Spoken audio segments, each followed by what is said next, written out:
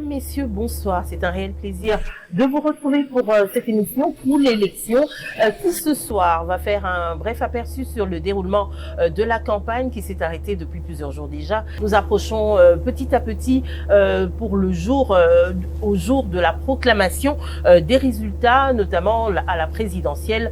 Qui sera le vainqueur de la présidentielle? C'est vrai que les résultats donnent déjà la tendance, mais nous ne sommes pas là pour proclamer le vainqueur. Nous allons plutôt commenter cela avec deux invités que j'ai le plaisir de recevoir ce soir. J'ai en face de moi Charlie Tonsi, c'était mon estimé confrère, journaliste, aujourd'hui avocat. Il est conseiller au collège politique et processus électoral de la présidence de la République. Ce soir, je le reçois en qualité de communicateur de la team Fatchi 20. Bonsoir. Bonsoir madame. C'est un plaisir de vous recevoir, maître Charlie Tonsi, sous cette nouvelle casquette. Alors, quelles sont les nouvelles? Je vois tout frais, tout va bien pour vous, j'ai l'impression. Tout à fait, merci de l'invitation. Merci à tous ceux qui nous suivent. En tout cas, nous sommes en bonne forme.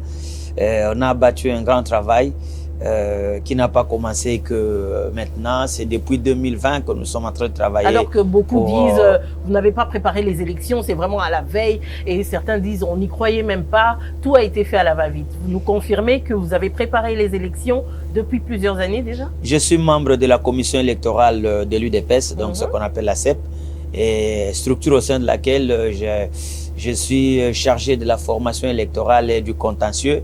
J'avoue que c'est depuis 2020 que nous sillonnons les pays pour pouvoir préparer la population congolaise à l'élection. Et donc, ce que nous sommes en train de vivre comme résultat, c'est le fruit d'un travail de longue haleine que nous avons eu à réaliser depuis 2020. Alors justement, pendant cette période où vous avez sillonné la République, est-ce que vous n'avez pas eu ces écueils? Est-ce que vous étiez sûr qu'on allait pouvoir y arriver? Parce que vous êtes sûrement passé par des endroits inaccessibles, c'est parfois difficile de pouvoir accéder. Alors, vous aviez certainement certaines appréhensions par rapport à ces élections? Tout à fait. Donc, le pays, vous savez que nous avons le premier mandat du président Tshisekedi, c'était un mandat qui devait être placé sous le signe de la rupture. Nous sommes venus, on a trouvé un certain nombre de trucs qui étaient faits par le régime passé. Nous ne rejetons pas tout, mais il faut avouer qu'il y a beaucoup de choses qu'il faut faire pour faire décoller les pays. Parce que le pays a un sérieux problème d'abord il n'est pas relié en interne, il n'y a pas de route, il n'y a pas de moyens de déplacement dans certaines provinces. Donc c'est très difficile de pouvoir sillonner les pays. Mais ce travail a été rendu facile à partir de la machine politique du président Tshisekedi qui est l'UDPS son parti.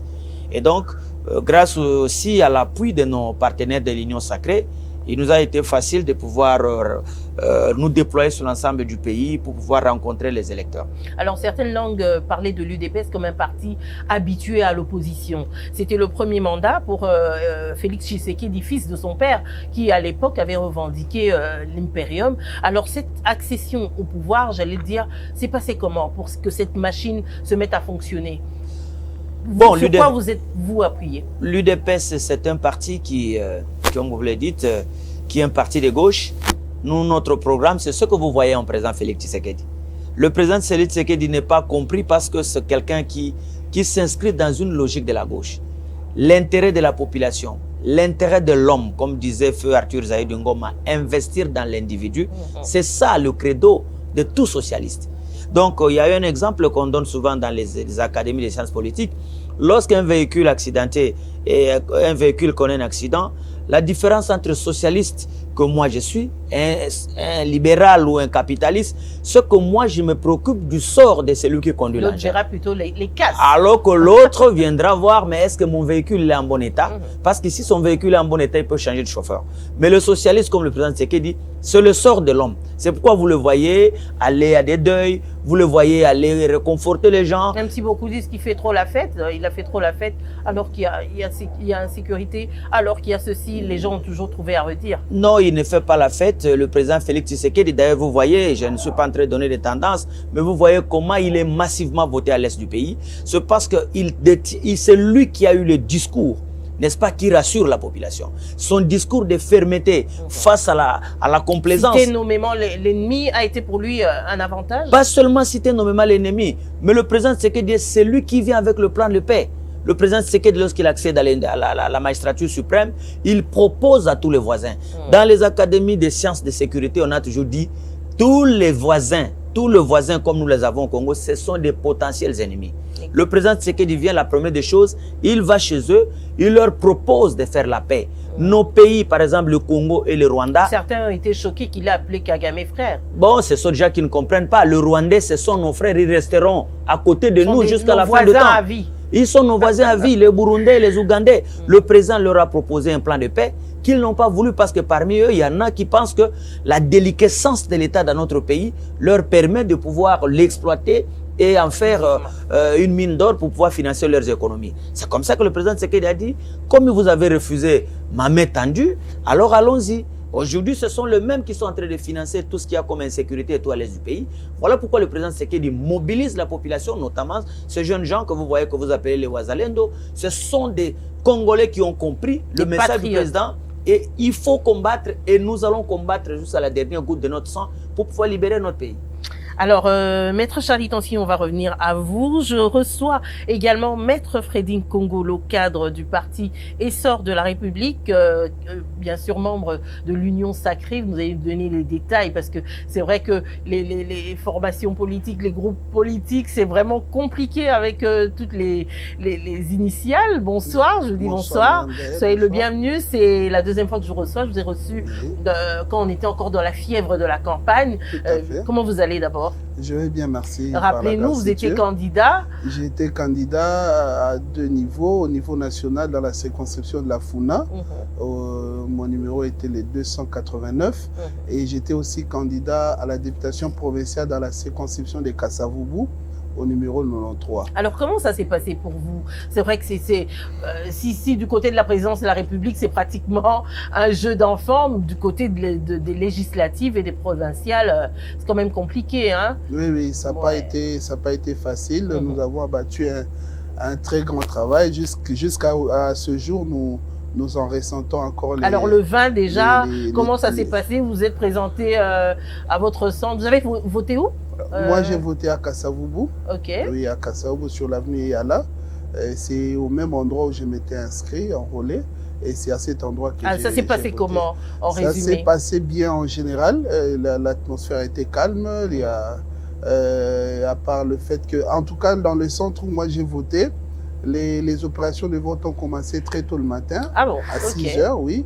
On a eu cette chance-là. Tout le matériel était déjà sur place? Tout le matériel était là déjà la veille, la nuit. Wow. Et le matin, très tôt à 6 heures, ils ont commencé, les opérations. Et il y avait affluence? Il y avait affluence. Parce qu'on a quand même remarqué que cette année, il y avait une détermination de la population à pouvoir voter. Il y avait une grande affluence, mais ce qu'on ne comprend pas aussi, parce que c'est vrai que les gens étaient là nombreux, mais aussi quand on regarde les tendances, le nombre de votants n'est pas trop élevé. Trop élevé. Je crois que la participation a été plus ou moins faible. Et je pense qu'on aura le temps de décortiquer, de comprendre pourquoi ça s'est passé ainsi. Mais sinon, moi je suis allé voter autour de 16h30 parce que j'étais en train de superviser les différentes opérations avec mes équipes. Vous aviez des témoins sur place? Vous avez délégué des gens? Oui, j'ai délégué des gens par-ci, par-là.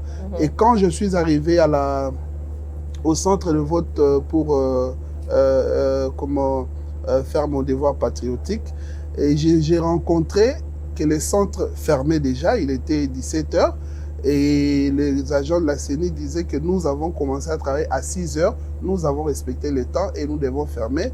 Et la population a réclamé au point que le président du centre avait encore ouvert et accepté de prendre ceux qui étaient là pour leur permettre de faire leur vote, parce que tout le monde ne vibrait qu'à un seul son. Il fallait voter le numéro 20 et ça ne devait pas se passer comme ça. Personne ne voulait rater ce vote-là. Alors, par rapport à vous, ça s'est passé comment? L'après-scrutin, vous êtes sur les résultats. Je suis sûr que vous êtes en train de mettre ensemble tous vos PV, etc. Est-ce que vous avez déjà un peu la température? Oui, je crois que mon estimé confrère qui était aussi candidat ne va pas me contredire. Je crois que la loi électorale, quant à ce qui concerne le régime de la preuve des voix, c'est-à-dire la production des PV, Et je crois que ce sont des choses sur lesquelles on devra travailler dans le futur parce qu'il y a une très grande difficulté. Au niveau présidentiel, ça va, mais au niveau de la députation, c'est très difficile de se procurer des PV parce que déjà, lorsque les agents de la CENI en produisent, ils n'en produisent pas en grande quantité, 3 ou 4, après ils donnent à ceux qui sont là. Celui qui reçoit ça le premier, il s'en va avec. Les PV qui sont affichés, et il y a des inciviques qui viennent les arracher, et deux fois même malheureusement d'autres candidats qui viennent arracher la page où il y a ces résultats et qui partent avec, ce qui fait que ça nous met vraiment en très grande difficulté de pouvoir récolter la plus grande partie des PV. Mais sinon, nous sommes sur les tendances d'un coin, on a les résultats d'un coin, pas de l'autre, d'un centre, pas de l'autre. Et je crois qu'il faudra qu'on trouve un mécanisme légal qui permette aux candidats de pouvoir être sûrs, de pouvoir recevoir leur PV, pas de la manière dont c'est organisé actuellement. Moi, je crois que ça a été organisé comme ça dans le temps, peut-être à dessein, mais on évolue. La démocratie est en train de prendre des dimensions nouvelles. Il faudra qu'on réexamine la loi électorale quant à ce, afin que tout le monde, par exemple, la CENI pouvait mettre en ligne tous les PV pour permettre à chacun de pouvoir les consulter. Comme on dit, ne demandez pas trop quand même. Non. On est encore en plein des... C'est vrai que... Ça interrompt en tout cas, la réforme de la loi électorale de 2021 a prévu un mécanisme pour permettre de pallier à cette difficulté. Et donc, quand vous lisez l'article 80 de mesures d'application de la loi électorale, il est demandé à tout candidat qui estime qu'il n'a pas de procès-verbaux d'en faire une demande par simple lettre au niveau de l'antenne et on va lui donner les photocopies certifiées conformes de tous les procès-verbaux. Donc, pour ceux qui n'ont pas l'information, donc ils peuvent faire ça. Ils auront les procès-verbaux. Mais est-ce que ça va se faire rapidement? C'est peut-être là le problème, mais en tout cas, la loi a prévu cela, donc vous pouvez faire une demande et puis on vous en donne. Alors, de votre côté, ça s'est passé comment? Je l'apprends, vous étiez candidat. Vous étiez candidat où? Je suis candidat au Moamba. D'accord. Bon, c'est comme tout le monde, mais en tout cas, ce qui est sûr, c'est que nous sommes des procès-verbaux que nous avons pu obtenir. C'est une nouvelle bataille qui s'annonce. Oui, en tout cas, bon, pour une première, en tout cas, nous sommes en ballottage favorable. Nous attendons que la compilation se termine. Encore que c'est une élection qui va se jouer par la proportionnelle comme mode de partager les gens. Est-ce qu'on devrait continuer, vous qui avez été candidat, vous êtes politique, pensez-vous que c'est finalement c'est un bon choix? Oui, en tout cas pour le moment, la proportionnelle simple appliquant... En fait, on appelle ça proportionnel simple avec une voix préférentielle appliquant la règle du plus fort reste. C'est un système qui a ses qualités et ses défauts. Ça a l'air plus dur que les années précédentes. Oui, beaucoup d'hommes politiques ne veulent pas de ça, mais dans un pays où il y a, par exemple, comme c'est le cas ici, on a à peu près 90 regroupements politiques, beaucoup de partis politiques. Si on appliquait, par exemple, le scrutin majoritaire, on risque de se retrouver à la Chambre avec 2 ou 3 partis. Exactement. Et donc, le deuxième inconvénient, c'est aussi le fait que le vote, il est trop tribal jusque-là. Et donc, ça, dans certains culturel, milieux, on en a encore pour des années. Donc, vous pouvez vous retrouver, par exemple, au Kassa oriental, tous les élus sont UDPS, par exemple. Exactement. Et quand vous irez à l'Équateur, ils seront tous, par exemple, du MLC. Alors ça, ceux qui étaient à Sun City avaient estimé que ce n'était pas facile de pouvoir... laisser un pays qui sortait de la guerre aller dans ce sens-là. C'est comme ça que la proportionnelle simple permet même à un plus petit parti politique de pouvoir tirer un siège, n'est-ce pas? Mais ici, la force, c'est la force de la liste. Exactement. Comme c'est une élection à liste, il faut que, quel que soit le vote que moi je peux avoir fait, ce qui me donne la force, c'est l'apport des autres sur la liste. Exactement. Si vous avez eu des colistés qui n'étaient pas en mesure de vous apporter beaucoup de voix, malheureusement, la liste peut être faible et ne sera pas tirée. Et donc, c'est le plus fort, donc celui qui est premier sur la liste qui est élu. Alors, c'est quand même une grande avancée. Beaucoup aujourd'hui ne croyaient pas qu'on allait faire ce pas. On a Félix Tshisekedi a respecté sa promesse d'organiser les élections. Hein. En temps d'il, je me rappelle que les dernières élections, il fallait faire pression. L'opposition à l'époque demandait, exigeait qu'il n'y ait pas une minute de plus. Et il y a quand même eu prolongation. Et cette année, ça s'est produit le 20 décembre. Certains n'y croyaient pas du tout, alors que Denis Kadima avait demandé encore des moyens, etc. À quelques jours du scrutin, le 20 décembre, on a eu élection. Quel est votre point de vue là-dessus? Est-ce que vous pensez qu'en face, il y avait de l'impréparation quelque part? Madame, je prends la parole peut-être avant mon confrère, excusez-moi. Donc, moi, je pense que les gens, nous devons partir de quelque part pour essayer d'analyser la situation que nous avons connue dans notre pays. Le bureau que dirige notre compatriote Denis Kadima est mis en place avec 28 mois de retard. La loi cadre sur la Commission électorale nationale indépendante prévoit que cette commission a un mandat de 5 ans, non renouvelable. Mais Denis Kadima, pour installer son bureau, vous avez connu l'épisode Malonda avec l'ancien secrétaire exécutif national Malonda. Donc, on a mis 28 mois pour attendre la mise en place du bureau. Le budget que exécute la CENI actuellement, c'est le budget qui a été laissé par Corneille Nangaa. Il a juste été réajusté pour de besoins parce que tout ce qu'il fallait amener comme acquisition, au lieu que ça vienne par bateau, avec tout ce qu'il y a, il fallait amener par avion. C'est pourquoi on a dû réajuster. Donc, s'il y a beaucoup de difficultés, il faut aussi comprendre que la CENI n'a pas eu le temps nécessaire pour bien faire le travail. Parce que d'un côté, on lui dit, il faut respecter les délais constitutionnels, il n'y aura pas un jour de plus. Mais de l'autre côté, il y a des opérations qu'il faut agencer. Pays quand même à multiples difficultés, mais un budget énorme, gigantesque pour des élections. Est-ce que finalement le pari est relevé? Oui, en tout cas, qu'ils aient réussi à organiser les élections, même s'il y a quelques difficultés, ça il faut l'admettre, mais ces difficultés, toutes les organisations qui ont déployé des missions d'observation notent que, les élections se sont tenues dans plus ou moins 75% des bureaux de vote ouverts ce jour-là. Ça veut dire qu'il y a à peu près 25% qui n'ont pas ouvert le jour, donc le 20, et qui ont dû voter probablement le jour d'après ou qui ont prolongé dans la soirée. Exactement. Alors, il y a des machines qui sont arrivées en retard, il y a des machines qui s'éteignaient. Tout ça, ce sont des difficultés. Maintenant, quant à ce que les gens amènent, comme il y a eu bourrage à gauche, il y a eu tripatouage à droite. Denis Kadima aurait vendu des machines, en tout cas la CENI. Je dis Denis Kadima en tant que patron de la CENI. On a parlé de machines à voter qui se sont promenées à travers la République. Qu'en est-il? Madame, sans monopoliser la parole, mais je veux dire, aujourd'hui, je le disais sur un autre plateau, si on donne à quelqu'un une machine à voter, mais il ne peut pas gagner une élection. Cette machine que vous voyez là ne peut générer que 700 bulletins. D'après, en tout cas cette fois-ci, elle a été... Il y en a qui en ont eu plusieurs. Oui, c'est-à-dire que parties de la République, pour gagner une élection, c'est-à-dire faire au moins 10 000 bulletins, 10 000 voix avec une machine chez vous à la maison, vous devez en avoir plusieurs. Parce que quand elle arrive au seuil de ce qui a été programmé, elle n'imprime plus.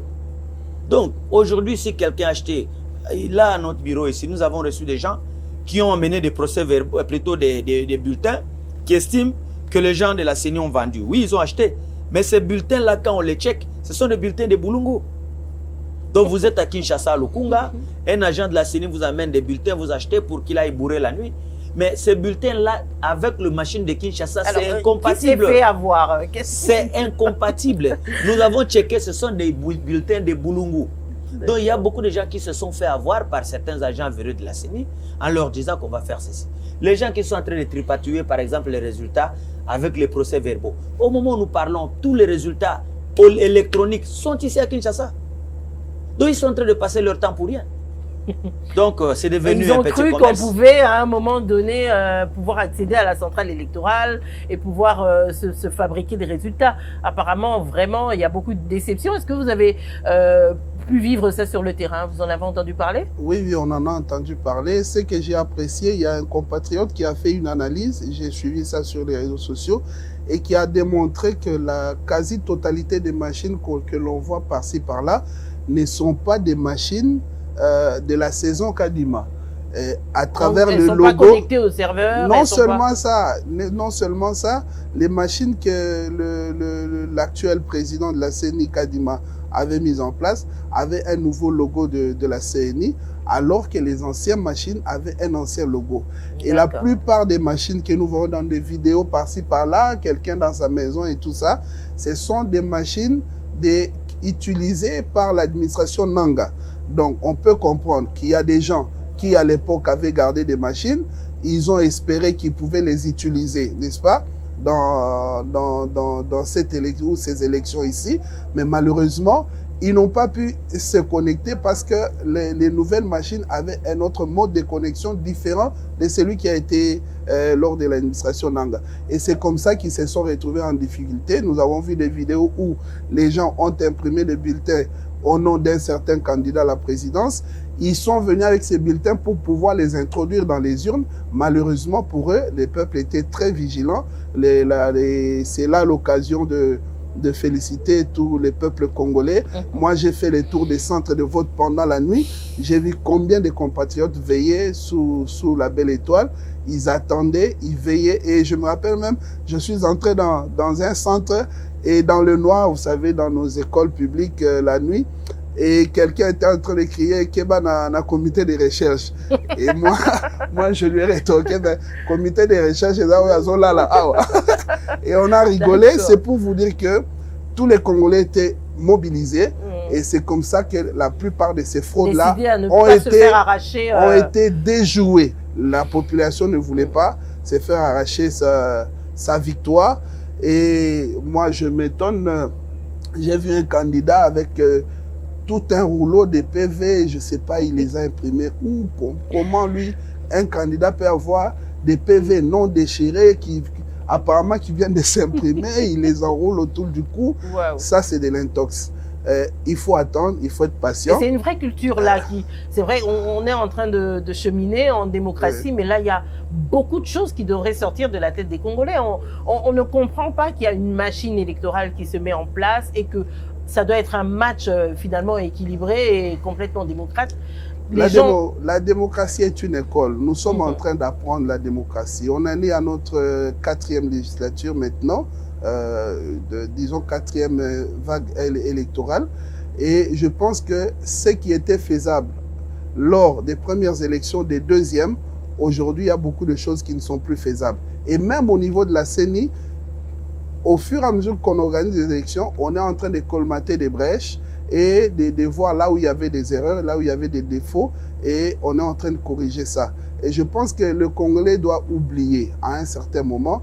C'est vrai que partout dans le monde, les gens trichent. Il y a des imperfections, mais il ne faut pas se fier à 100% à ça. Nous sommes des candidats, on apprend par-ci, par-là, voilà, il y a ceci, cela. Kadima l'a dit clairement. Il a dit clairement, préparer les élections, il n'y aura pas de liste, il n'y aura pas report, il n'y aura pas. Ceux qui se sont fiés à des chants de sirènes, à des oiseaux de mauvais augure, ils n'ont plus que leurs larmes pour pleurer parce qu'ils ne se sont pas préparés. Et je pense qu'on doit avoir cette culture-là de gagner à la loyale, de gagner selon les normes et non pas toujours chercher à tricher. La tricherie, c'est un peu une gangrène qui... C'est des antivaleurs. Oui, des antivaleurs, oui, qui hantent notre société. Et je pense qu'au fur et à mesure, avec les déceptions que les gens ont rencontrées, et ils essaieront... C'est la grande claque cette année, quand même, il faudrait le dire. Maître Charlie Tonsi, certains candidats criaient déjà avant même le scrutin à la tricherie, qu'ils voyaient peut-être de loin. Et ils disaient que le candidat, par exemple, Fachi, dont vous faites partie de l'équipe de communication, partait avec un certain avantage, président, pouvoir organisateur, etc., moyen de l'État. Et en plus, on aurait empêché certains candidats de battre campagne sur le terrain. Qu'en dites-vous? Est-ce qu'aujourd'hui, on pourrait justifier cela? Certains candidats n'ont pas pu accéder à certaines parties de la République. Oui, madame, je crois que ce sont des subterfuges que beaucoup ont voulu avancer. Il y a des candidats d'abord qui étaient alignés sur la liste de départ cette année, qui ont toujours été dans toutes les élections. Et qui n'ont jamais battu campagne. Quel est cet avantage? Est-ce qu'il y a un avantage? Oui, il y a un avantage parce qu'ils se mettent en posture de négociation. Des candidats fantômes. Non, s'ils ne sont pas fantômes, ils se mettent en posture de négociation. C'est une stratégie de Parce négociation. que beaucoup parmi eux savaient que la CENI pourrait avoir des difficultés, on va pouvoir proroger. Ils ont demandé auprès des chancelleries occidentales pour qu'il y ait des négociations. Mais le président avait dit, mais on va négocier parce qu'il y a quel problème? Il n'y a pas de crise politique. On ne peut pas arrêter les institutions juste pour pouvoir permettre aux autres. Il y a l'ex-FCC qui vient, qui dit non, bon, voilà, nous ne venons pas parce que on doit changer la Cour constitutionnelle, on doit changer les bureaux de la CENI, comme s'ils oubliaient. Mais il y a un problème de confiance, un crédit mais de moi, j'ai confiance, toujours rappelé, aujourd'hui, même si on changeait 1000 fois le bureau de la Cour constitutionnelle, je parle sous le contrôle d'un avocat qui est à ma droite, comment le PPRD comme parti placerait-il un juge à la Cour constitutionnelle? C'est impossible. Par quel mécanisme? Mais le président Félix Tshisekedi a laissé 3 juges kabylistes à la Cour constitutionnelle. Ils sont 3. Je ne veux pas les citer par pudeur, mais tout le monde le connaît. Ils sont là, 3 juges. Qui ont changer de coloration. Mais non, on ne peut pas changer parce que le président n'a pas besoin de ça. Lorsque on va déposer, moi je veux peut-être vous faire rire, madame. Nous arrivons à la CENI pour déposer les dossiers des candidats. Moi, je suis mandataire suppléant du président de la République. Nous trouvons les autres candidats qui étaient là. Kadima ici qui sont en train de pourfender partout. Kadima a mis en place un système que tout le monde doit reconnaître qui a permis qu'on n'invalide pas des candidats. Parce qu'il faisait des réunions. Certains ont échappé belle alors. Ah ben il a mis une commission qui validait les candidatures en avance avant les dépôts. Vous venez, on vous dit voilà, tel document n'est pas bon, allez changer. Faites ceci, faites cela. Le lendemain, là, c'était juste l'officiel. Je dois vous révéler ce qui s'est passé. Beaucoup auraient attendu mais quand même il y a des gens ici, ils viennent, ils ont mis une bagarre. photocopie. On leur donne sous forme de conseil, on leur dit non, non, le document que vous avez mis en photocopie ici ne se met pas en photocopie. Ramenez l'original. On voit quelqu'un qui sort, il va devant le perron, il commence à dire à la presse, non, voilà, on n'aime pas de tel, on lui demande l'original. Alors que c'est la loi qui le dit.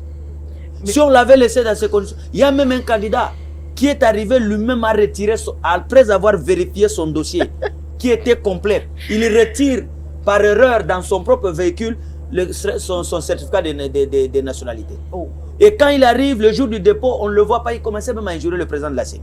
C'est sa femme qui lui dit, non papa, quand vous étiez dans le véhicule, apparemment vous aviez la farde à main. Revoyez un peu, peut-être que c'est pas resté. Ils vont dans la banquette arrière, ils retrouvent le document.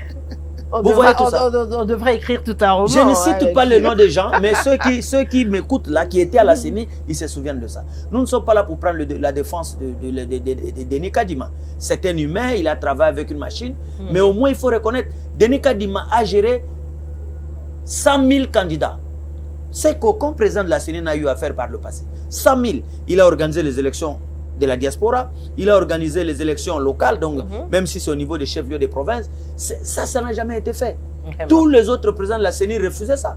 Mais lui, il est venu, il a osé. Mais tout ça, les gens ne voient pas. Ils voient, non, Kadima a organisé un désordre électoral, Kadima a fait ceci. Mais au moins, j'aime bien la mission de l'Église catholique. Ils ont admis qu'au moins 75% des bureaux ont fonctionné. Oui, mais on est déjà quand même dans la protestation. On parlait des observateurs. Ils ne sont pas tout à fait d'accord avec. Non, mais les candidats, là, je peux finir par là, une minute. Les candidats qui demandent l'annulation, pour qu'on annule, qui annule? C'est les juges. Qu'ils aillent saisir la Cour constitutionnelle, on les attend. Bon, j'ai entendu déjà les gens d'ensemble qui disaient, c'est nous qui avons gagné, on ne peut pas proclamer notre candidat. Ils sont les premiers à dire non, annulez. Donc on annule les élections qu'eux ont gagnées. C'est incompréhensible. D'abord, on appelle à la tricherie, et puis après, on dit on a gagné, triste. Et puis on annule. C'est quand même compliqué. Ils contestent les résultats. Regardez, on vous donne les tendances.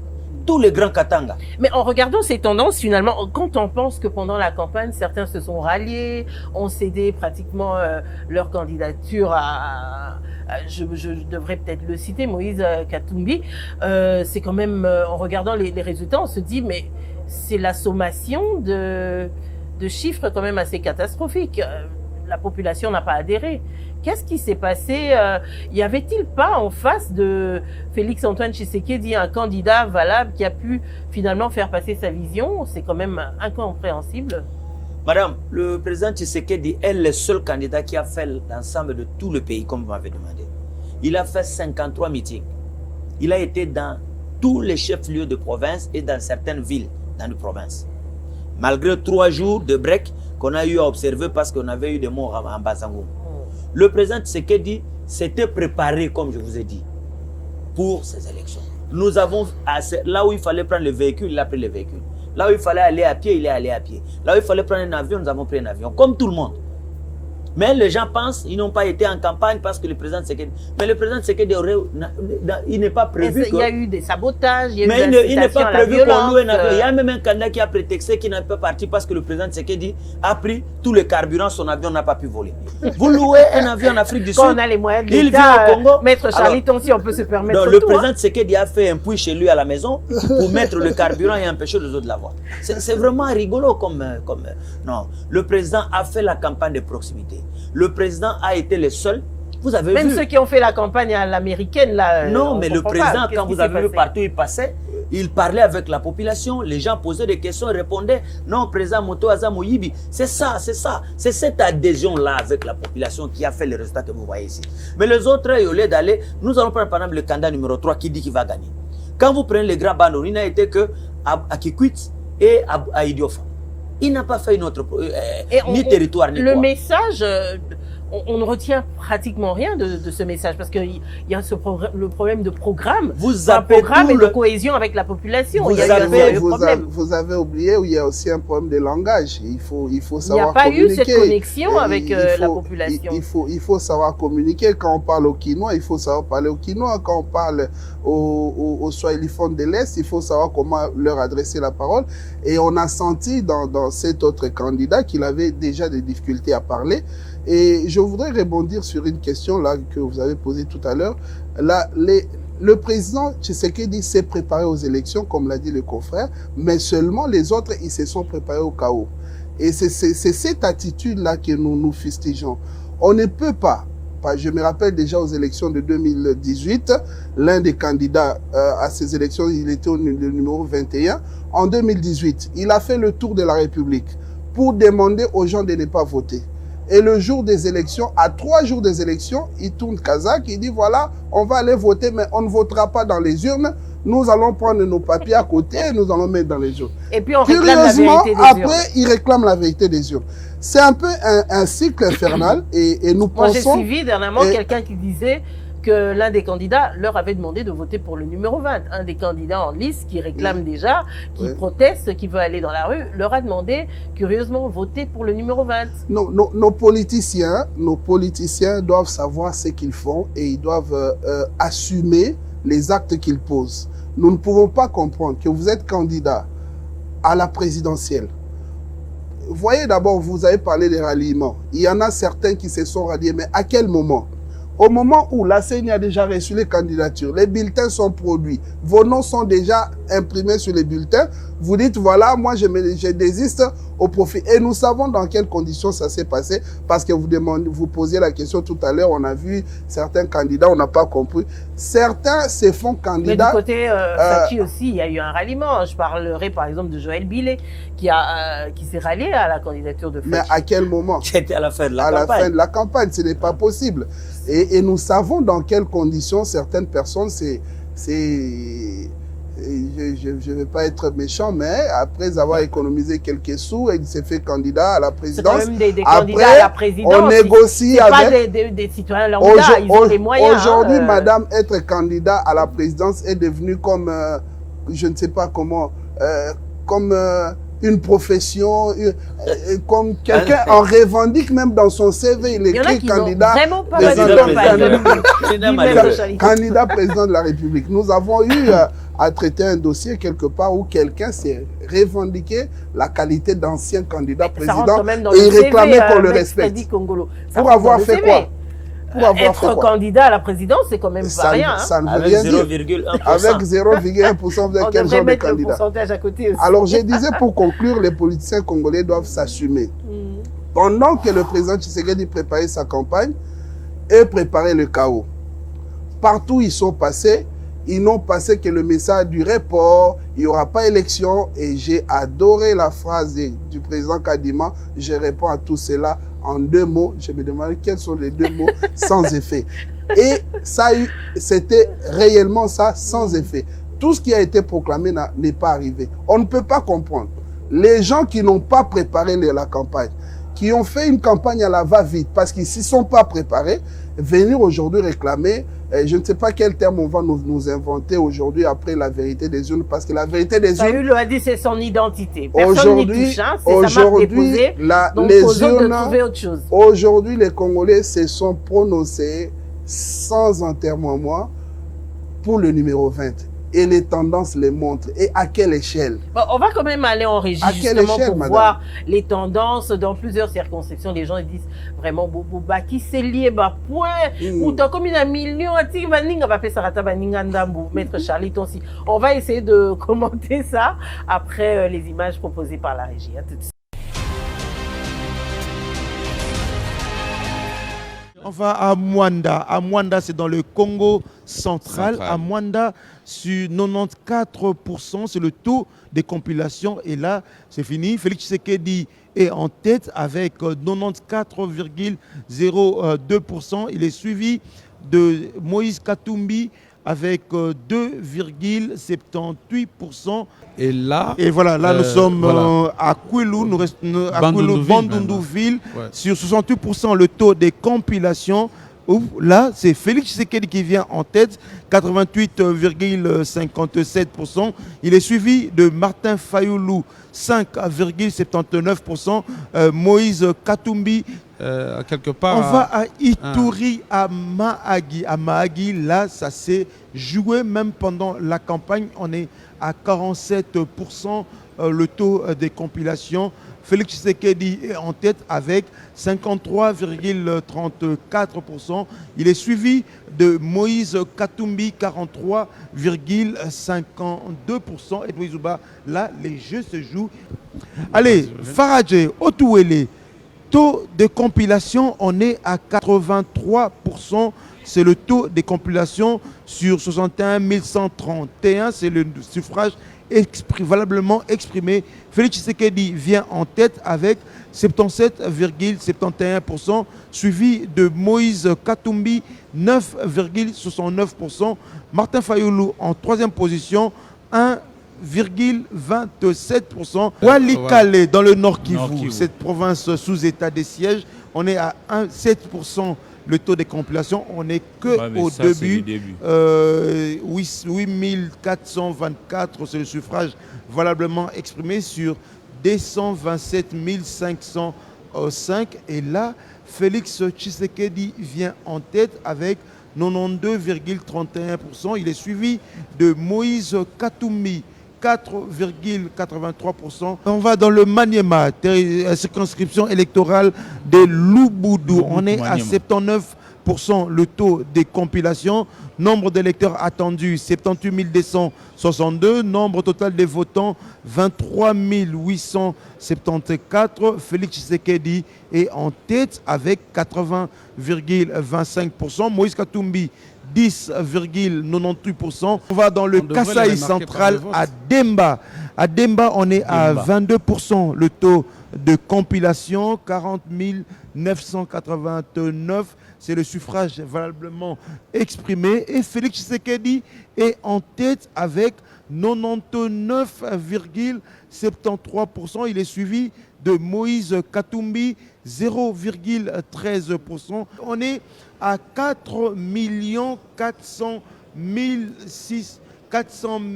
463 918 et Félix Tshisekedi vient en tête avec 3 452 603, soit 77,34%. Il est suivi de Moïse Katumbi, 766 992, soit 17,18%.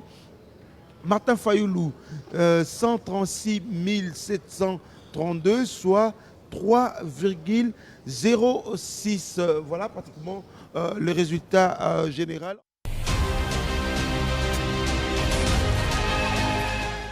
Voilà, on suit toutes les tendances, tous les résultats provisoires, à moins d'un miracle comme l'a proclamé le candidat Ngalassi Agré, parce que certains n'ont pas perdu la foi, hein, on y croit encore, ça peut être un miracle, parce que là, c'est quand même des chiffres assez éloquents et même effrayants pour certains candidats. C'est quand même la mort subite quand on voit ces écarts-là, alors qu'il y a eu des associations, des ralliements, etc. Le candidat Martin Fayulu qui, aux dernières élections, on pouvait encore espérer talonner avec le président actuel se retrouve au plus bas de l'échelle. Moïse Katumbi, qui est, on devrait le dire, challenger et pratiquement à 10 000 lieues. Là, il n'y a pas de miracle possible, Charlie Tansi. Bon, je crois que c'était prévisible. Hein. Nous avons fait campagne sous le thème unité, sécurité et prospérité. Le président Tshisekedi a proposé ou présente à la population congolaise un programme qui peut nous amener à sortir la tête de l'eau. Et les peuples congolais... C'était pas le seul programme. Moïse Katumbi a promis une belle capitale dans Kinshasa. Non, mais ça, madame, il a promis, ça, il a promis des promesses. C'était vraiment très compliqué pour voir quelqu'un qui dit il combat les promesses, mais lui-même en fait. Donc, les gens ont compris. Aujourd'hui, madame, lorsque vous sillonnez dans l'arrière-pays, vous allez ici, moi je vais souvent à Kenge et tout ça dans les alentours là-bas. Quand vous allez là-bas, vous leur parlez de la gratuité de l'enseignement. C'est à Kinshasa où les gens trouvent que c'est rien. Ma grand-mère qui est au village ne voit que l'école officielle qui est là-bas. Et les enfants, ils vont et étudient. Les frais que le parent devait payer, c'est l'État qui les prend en charge. Aujourd'hui, la gratuité de la maternité. Nous sommes allés dans le cadre de l'itinérance ici à l'hôpital des sœurs de Kingasani. On a trouvé une dame qui a fait 8 mois à l'hôpital bloqué parce qu'elle avait manqué 250 000 francs congolais parce qu'elle avait accouché par césarienne. Et cette femme aujourd'hui, on l'a libérée. Vous pensez que tout ça, tout ce programme-là, que le président Tshisekedi a dû mettre en place. Quand quelqu'un passe par l'hôpital Mama Yemo, là hier, qui était hier, si on a dit vous avez fait trop de tapage, d'ailleurs la campagne était finie. Il n'y a pas de tapage. On a vu le candidat numéro 20 aller inaugurer Mama Yemo, le centre financier. Madame, le candidat numéro 20 est président. Il est président de la République en fonction jusqu'au 23 janvier. Ah, oui. Et heureusement pour nous et pour lui, il va remplir, donc c'est lui qui va se succéder à lui-même. Mais ce qui est vrai, c'est que l'État ne s'arrête pas, l'État fonctionne. Nous travaillons. Nous ne sommes pas à la maison, nous continuons à travailler pour le pays. Donc aujourd'hui, le peuple congolais a compris que la gratuité, c'est une réalité. Aujourd'hui, les PEDEL 145 territoires, c'est une réalité. Vous regardez les maisons dans lesquelles fonctionnaient nos administrateurs des territoires là. C'était des bâtisses laissées depuis l'époque coloniale où il y avait des chauves-souris dedans. Certains même travaillaient sous des arbres. Ah ben oui. Aujourd'hui, quand vous allez, vous voyez comment on a construit ces maisons. En 2024, nous allons dans les volets routes. En 2028, aux élections, nous n'aurons plus la difficulté d'aller à gauche, à droite. La campagne que certains candidats ont menée, c'est l'enclavement. Mais l'enclavement, ce qui m'étonne, madame, on n'a pas fait de route, madame, etc. Ce qui nous étonne, c'est quoi? Les gens qui étaient hier, parce que, par exemple, quand vous prenez ensemble, ou les gens qui étaient avec le candidat Katumbi, tous ce sont les gens qui ont travaillé avec Kabila pendant 18 ans. Nzaleleki, ils ont laissé les champs de maïs où que Tshisekedi a ravagé. Nulle part. Tshisekedi se bat avec le moyen du bord pour colmater ce qu'eux ont détruit et faire décoller le pays, faire décoller l'économie qu'eux détiennent avec les Libanais et les Indo-Pakistanais. Moïse Katumbi a parlé de sa province comme d'un paradis. Hein. Quel paradis, madame? Vous allez il a fait des stades, vous allez au Katanga, il a fait des maisons pour les villageois. C'est un stade privé qu'il a construit à Lubumbashi. Il a construit des maisons pour les villageois.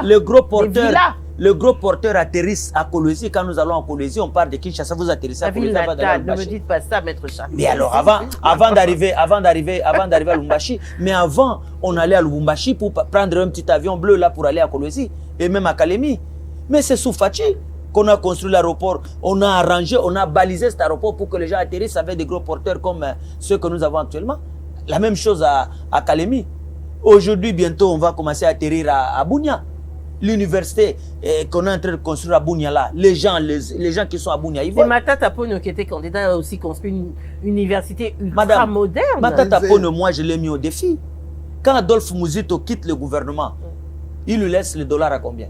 À 82, à 92. Attention, vous parlez de l'homme des chiffres. Hein. Attendez, madame, attendez. Un bon posez-lui la question le jour où il viendra sur votre plateau. Il sait dans quel type d'inflation il a laissé à Badibang.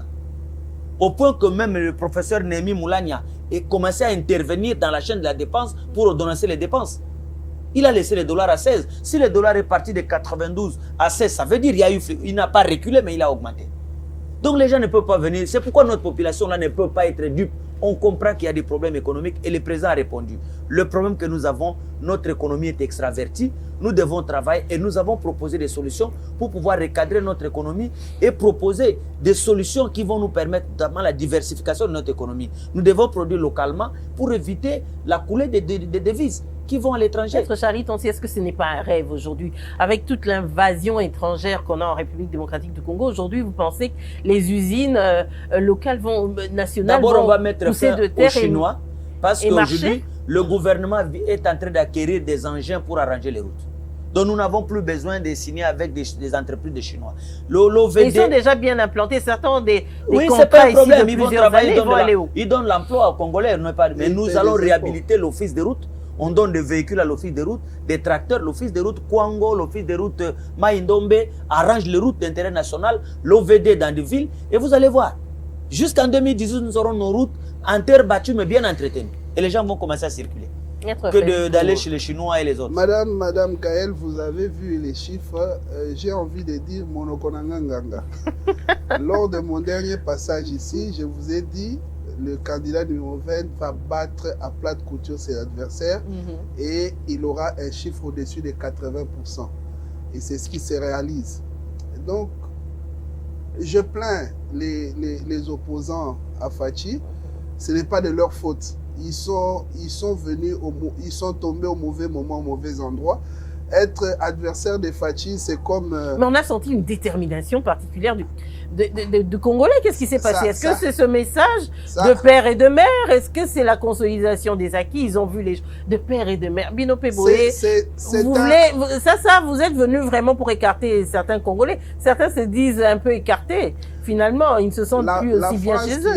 La phrase, je pense, qui a mis tous les Congolais d'accord, vous l'avez dit, nous avons le choix entre consolider les acquis ou recommencer à zéro. Les Congolais ont vu. C'est pas des histoires.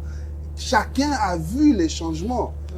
Mon confrère vient de parler de la gratuité de l'enseignement. J'ai un ami, un mécanicien qui répare mes véhicules. Lui, il est devenu quelqu'un de Fachi. Le jour où il est allé à l'école où étudie ses enfants, on lui a remboursé les frais scolaires. Il a dit, vous pouvez tout dire. Même si vous amenez, je ne sais pas, Bush devenir président, moi je suis allé à l'école, on m'a remboursé $350. Pour moi, Fachi a fait déjà ce qui suffit. Et déjà, au début du premier mandat du président, lui, il avait dit son candidat, ça sera le président Fachi. Donc, c'est du concret. C'est pourquoi je dis que combattre, être en face de Fachi comme adversaire, c'est comme être un joueur de football qui recherche un ballon d'or pendant que Cristiano et Messi étaient sur la scène. Ils ont bloqué une quinzaine d'années, ce n'était que eux deux. Mais on a dit que Banakin Bazolela, Banave Bazolela, Banamazembe Bazolela. Yo bongisa ngokutu eza balela, eza bazolela. Problème peut me soucier à moi. Ça veut dire qu'il y a quand même des problèmes quelque part. Communication. Oyo pozo bongisa côté à Fatou bongisa mingi, mais balobi Banave Bazolela. Na bana dragon, bala musina dragon. Bana dragon kutu bazolela po bayebi nani anyonga bango pendant des années abotola bango a joueur. A bebisa li na foot, à ça, soki makambo bale kuto bebisa. Bon, so comme Konzamboka. Moi, je suis né à Lubumbashi, j'ai grandi là-bas et j'ai de la famille là-bas et j'ai des témoignages du moment où le candidat numéro 3 était gouverneur de la province, il vendait tout, même la braise, même les briques. Il était commerçant, est-ce que c'est interdit? C'est quel genre d'autorité qui monopolise tous les systèmes économiques et qui les centralise vers chez lui? Un type comme ça peut vendre le pays. Il peut le vendre parce que vous dites qu'il est commerçant. Il ne voit que les gains. Le confrère l'a dit.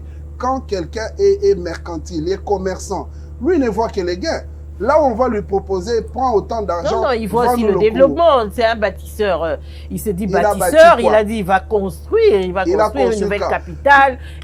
Sous le régime du président Tshisekedi, on a bâti l'hôpital général de référence Mama Yemu. Vous avez vu comment le peuple était content. Et ça, c'est l'intérêt général. Quelqu'un qui a conçu son stade pour lui, le jour où il mourra, ses enfants viendront comme des héritiers en succession. En quoi ça nous concerne, nous? En rien du tout. Et quand il promet, je vais construire les stades à Kinshasa, ça sera des stades privés ou ça sera des stades de l'État où tout le monde aura un intérêt dedans. Donc c'est ça la différence entre son excellent Félix-Antoine Tshisekedi Tshilombo et les autres. C'est du concret. Il a promis, il l'a dit.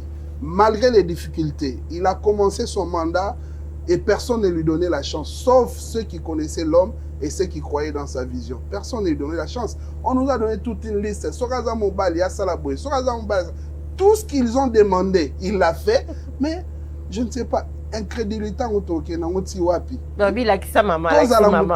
Babi la kisa sala nini ba la kisi. Nyonso Salaboye longola Numbi a Longwe. Salaboye longola FCC Longwe. Ça tout il a fait. On l'a mis à l'épreuve. Orobo ya fachi na nini. Bana mboka batali président Boye. Oyoki ba msusu ba qui plus loin. Balofi Congo Royaume. Il ne faut pas qu'on retombe, on recule de l'étape où on est en démocratie pour reculer. Il faut prendre l'esprit de cette phrase-là. Nous sommes en démocratie, nous sommes une république, nous ne deviendrons jamais un royaume. Mais seulement il faut comprendre le besoin du peuple. Le peuple est satisfait, le peuple est content. Le peuple dit, un tel président, si on pouvait l'avoir encore pour plus longtemps, on serait mieux. Parce que là, on rigole, certains sablent déjà le champagne, mais c'est un défi de 5 ans. C'est un nouveau mandat. Et là, on l'attend sur plusieurs défis encore, sur tous ces fronts-là. Parce qu'on se dirait, oui, le Congolais, il est satisfait, mais pas encore. Il y a beaucoup de choses qui restent encore à faire. Est-ce que Charlie Tonsi, ça serait pas un peu se réjouir avant que les vraies choses ne commencent? Non, on ne se réjouit pas. Au contraire, d'ailleurs, quand nous sommes en train d'évaluer, ici à notre quartier général, quand nous évaluons le chiffre qui tombe, ça nous donne à comprendre que nous sommes devant une grande responsabilité. Parce que ce vote démontre que le peuple congolais adhère à la vision du président et donc nous devons... C'est un crédit confiance. Nous devons changer beaucoup de choses. Parce que le président a fait 6 propositions lors de la campagne. Au-delà du thème que vous avez derrière là-bas, les 6 propositions, d'abord, la première proposition, c'était l'emploi. Il faut trouver l'emploi, et notamment l'emploi pour les jeunes. On a des jeunes, maman. Vous savez, aujourd'hui, si nous avons le Koulouna, nous avons les enfants de la rue là qu'on appelle les Chégué, c'est à cause de la souffrance. Les jeunes gens, quand ils vont avoir des enfants là-bas, on ne leur pose pas la question. Et ces enfants, lorsqu'ils ne peuvent pas le prendre en charge, ils vont dans la rue. Lorsqu'ils vont dans la rue, à 6 ans, à 7 ans... Parce que dans la rue, là, on a au moins déjà 3 générations de Chégué. Oui, à 6 ans, 7 ans, à 6 ans, 7 ans, 8 ans, ils sont encore là et ils sont des Chégué. Mais quand ils deviennent 15 ans, 17 ans, ils deviennent agressifs, ils deviennent des Koulouna. Exactement. Mais si quelqu'un a un travail, il va avoir sa femme, c'est ça notre optique. Est-ce que ce n'est pas la démagogie? Vous allez ce n'est pas la démagogie. On voit cette masse président, il travaille. Madame, regardez, la loi, par exemple, sur la sous-traitance n'a pas été adoptée sous Félix Tshisekedi. Mais c'est lui qui l'a matérialisé. Aujourd'hui, tout ça, tout ce que vous voyez là, il y a des structures qu'il fallait mettre en place depuis longtemps. Les lois étaient déjà là, mais on n'a pas fait ça. Félix Tshisekedi est venu, l'a dit, il faut mettre en place la loi sur la sous-traitance, demander quand il y a un marché qui est gagné par une entreprise, par exemple des expatriés, que le petit boulot là soit confié aux Congolais. C'est ça. Et il a matérialisé. Nous allons commencer à comptabiliser. Deuxième chose, nous proposons des choses, par exemple, en ce qui concerne le pouvoir d'achat. Cette affaire de le dollar, le pouvoir d'achat. Mais il y a beaucoup de choses qui entrent en ligne de compte, madame. Le roi dollar. Aujourd'hui, comment vous allez dire que nous allons baisser les dollars au moment où notre économie est extravertie? Tout ce que nous avons à exporter à l'extérieur, ce sont des mines. Des minerais, je veux dire, pas les mines, les minerais que nous exportons et peut-être les bois. Vous prenez des grumes qui passent devant chez moi à Salongo, là-bas, ça va en Europe, ça nous revient sous forme de cahiers, ça nous revient sous forme d'armoires et de chaises. Et donc, nous avons dit, il faut maîtriser tout ça. Il faut maîtriser les coûts des produits pétroliers. Quand nous on arrive au pouvoir en 2019, le baril du pétrole coûtait $70. Mais aujourd'hui, le baril est à $250. Mais vous voyez un homme qui vient en campagne, il dit, ce qui n'a commis président, n'a qu'au quitter sa litre à essence. Mais il a qu'au quitter sa litre d'essence, qu'il produit où? Dans quel village du Congo où on produit l'essence? L'essence monte parce qu'il y a la guerre en Ukraine, aujourd'hui il y a la guerre au Moyen-Orient. Est-ce que Ce sont certains eux les candidats producteurs. n'avaient pas de promesses extérieures, Non, d'aide c'est qu'ils justement disent ça, madame. d'étrangers Non, non. C'est-à-dire que les gens comprennent. Le président Tshisekedi, dans son programme, le manifeste que nous avons présenté à la population, a commencé par une lettre. La lettre, il l'appelle la lettre à mes compatriotes. Dans cette lettre, le président parle avec son cœur. Il explique la situation du pays lorsqu'il accède au pouvoir. Voilà ce que j'ai trouvé. J'ai eu des difficultés à marcher, par exemple, avec les FCC. Les gens qui devaient ensemble avec nous construire le pays. Mais nous avons connu des difficultés. Après le départ de ces gens-là, blocage de 2 ans. voilà que nous avons connu la Covid. Une période où ce qu'on appelle la quincaillerie mondiale, la Chine, a été bloquée pendant 2 ans. Vous savez, quand la Chine est bloquée, quelle est la conséquence pour le monde entier? Et on sort de ça, c'est la guerre du M23, c'est la guerre en Ukraine, et aujourd'hui, nous sommes là. Donc, le président dit, il y a beaucoup de choses que nous aurions voulu faire, nous n'avons pas pu faire à cause de ça. Mais si vous me renouvelez la confiance, en 2024, nous allons tout faire pour pacifier notre pays. Parce qu'aujourd'hui, le brassage, c'est pas Tshisekedi. Le mixage, c'est pas Tshisekedi. Tout ce que vous avez comme rebut là dans l'armée, c'est pas Tshisekedi qui les a placés. Au contraire, Tshisekedi est en train de tout faire pour nettoyer l'armée et avoir des gens. Comment vous pouvez gagner une guerre lorsque les militaires qui sont dedans collaborent avec l'ennemi? C'est la raison pour laquelle on a envoyé plus de 40 000 jeunes qui sont en train de faire la formation à travers le monde pour venir défendre la patrie. Donc, comprenez que le président Tshisekedi a toute la bonne volonté, malgré toutes les difficultés que nous avons, nous allons travailler pour que nous donnions des résultats. Alors, Maître Charlie, si on est pratiquement à la fin de cette émission, là, on attend fiévreusement, finalement, les résultats. La proclamation du vainqueur par la Commission électorale nationale indépendante. Entre-temps, doit-on se préparer justement à ces contestations?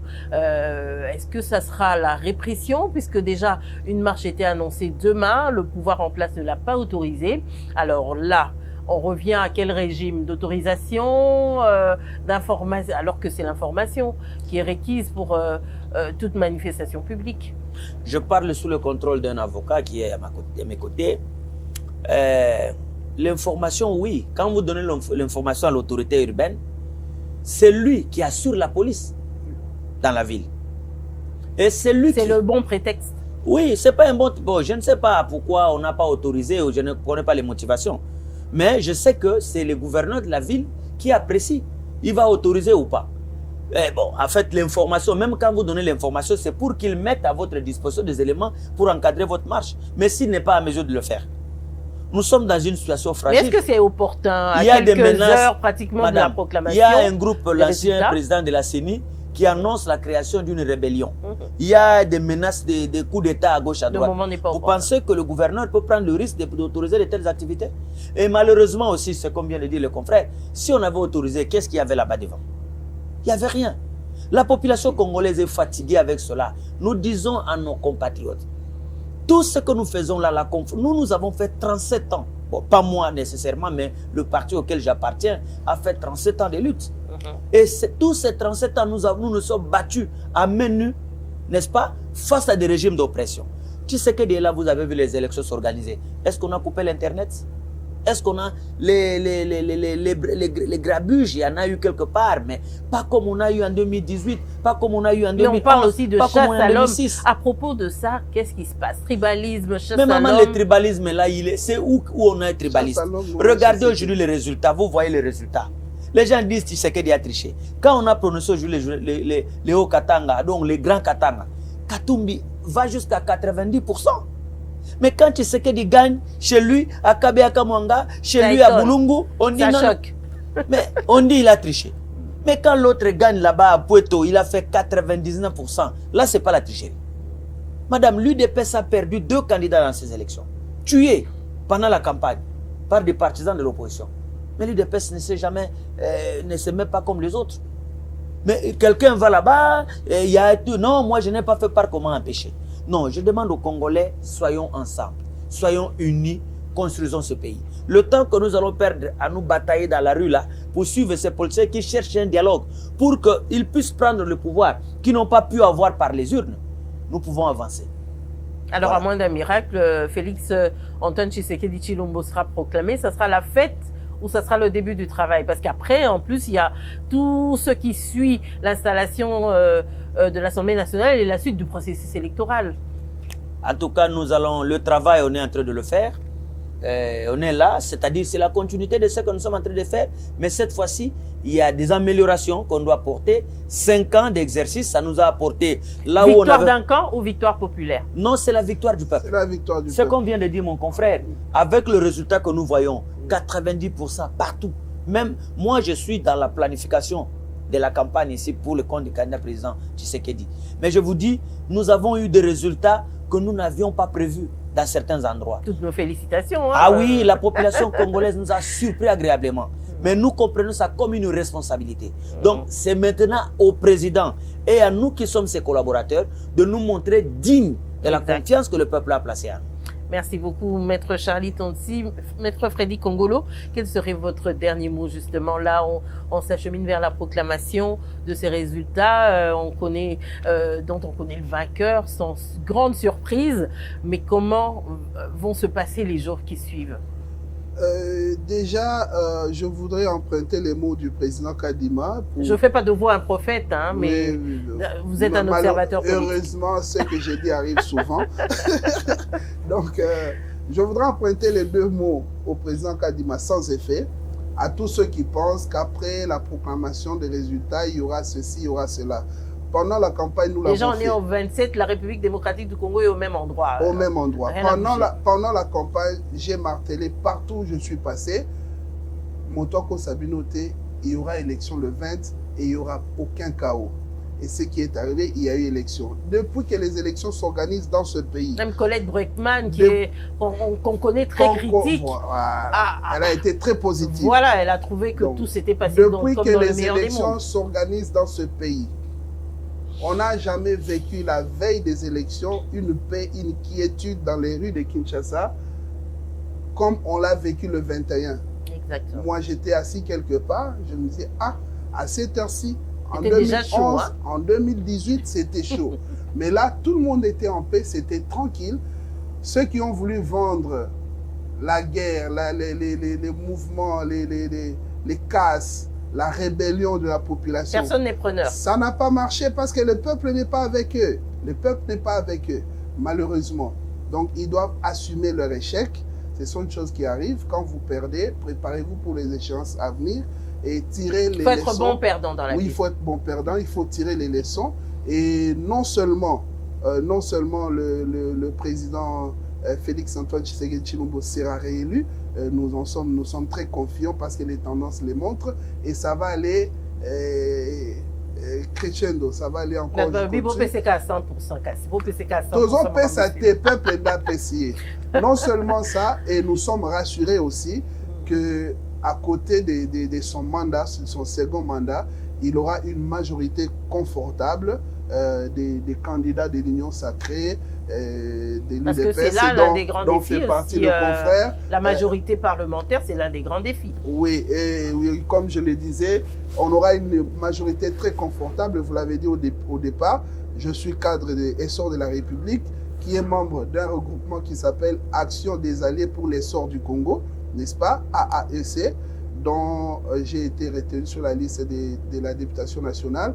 Il y a encore d'autres regroupements et partis politiques de l'Union sacrée. On a l'impression que la température était montée tellement fort qu'après, ça risque de retomber aussi bas. Est-ce que vous vous préparez pour la suite dans vos différents camps politiques? Parce que la suite du processus, il faut y penser. Hein. Il ne faut pas qu'on s'arrête là et qu'on s'assoie. Nous, on travaille. Hein. Nous sommes... on n'a jamais baissé les mains. Tout le monde travaille et je pense que quand on aura la majorité confortable, on donnera le vrai pouvoir au président de la République pour l'accompagner dans l'accomplissement de sa vision. Il aura un gouvernement responsable, issu de la vraie majorité, pas une majorité circonstancielle, mais une vraie majorité issue des urnes, afin que toute la grande vision du président de la République s'accomplisse et que le peuple soit heureux. Et je voulais dire... Alléluia. Amen. Je voulais dire, et je l'espère, en 2028, nous aurons un autre candidat qui va continuer dans la qui va continuer cette vision pour que le Congo s'élève toujours plus haut. Maître Charlton aussi, il y a déjà un dauphin ou on doit attendre encore? Oui, bon, le dauphin, on ne peut pas peut-être le dire maintenant, nous ne sommes pas encore là. L'élection actuelle n'est pas encore terminée. Et comme vous dites, il y a déjà des gens qui menacent de faire de contentieux. Nous attendons que la CENI proclame les résultats provisoires et qu'on saisisse la Cour. On va voir ce qui va se passer à la Cour, mais je pense qu'au regard des éléments tels que réunis, il ne fait l'ombre d'aucun doute que le président Tshisekedi va rempiler. Et donc, comme vient de le dire le confrère, il y a... Non, mais c'est ce que nous sommes en train de dire. Nous sommes... ministère des pêche, agriculture, commerce. Vous savez, l'élection n'est pas que l'élection présidentielle. Vous pouvez échouer à l'élection présidentielle, mais vous allez gagner... Moi, je parle des candidats à la présidentielle. Oui, mais vous pensez que je donne par exemple le cas de Tchani. Tchani, excusez-moi de le citer. Vous échouez à la présidentielle, vous devenez gouverneur de province. C'est quand même une fonction, non? Et vous puis, pouvez travailler. Vous essayez de père et de mère, alors, quand même. Hein? Si ceux qui pensent qu'ils ont échoué ici, ils peuvent postuler au sénatorial, ils peuvent postuler dans d'autres élections qui viennent. C'est toujours un endroit où on peut toujours servir le pays. On sent en eux la volonté de pouvoir servir le pays. Mais sera à moi 5,10. Vous pensez à ta ministère. Mais la majorité, c'est la loi. C'est la loi qui prévoit comment on fait la majorité. On va voir comment ça va se passer, comme dit les confrères. Quelle sera la coloration au niveau de l'Assemblée. Et puis nous allons voir. Mais nous, ce que nous disons, c'est ce que le confrère vient de dire, c'est que nous avons besoin de la paix. Nous demandons à la jeunesse, ne soyez pas... Regardez aujourd'hui dans le Congo, ici, nous étions là dernièrement, il y a des jeunes gens qui ont été drogués, qui ont eu un peu d'argent pour aller tuer inutilement leurs propres semblables. Quand on leur pose la question, pourquoi vous tuez, ils ne savent pas. Donc vous voyez un politicien, parce que je n'aime pas Tshisekedi, vous allez manipuler des jeunes gens, ils rentrent dans des villages, ils brûlent des maisons, ils tuent les gens gratuitement. Et les M23 comme les autres, ils brûlent des maisons, ils tuent des bêtes, ils font tout ce qu'ils sont en train de faire là. Quand vous posez la question, c'est pour l'intérêt d'un groupe d'individus. Non, ça n'est assez. Donc nous avons besoin qu'on se mette ensemble au lendemain de la prestation de serment, que le travail commence pour pouvoir construire notre pays. Nous sommes ensemble, nous sommes une seule nation, nous sommes un seul peuple. Il n'y a pas à dire je suis Kassaïen, je suis Katangais, je suis ceci. Tout ça, c'est des endroits d'où nous sommes venus, mais nous sommes tous Congolais.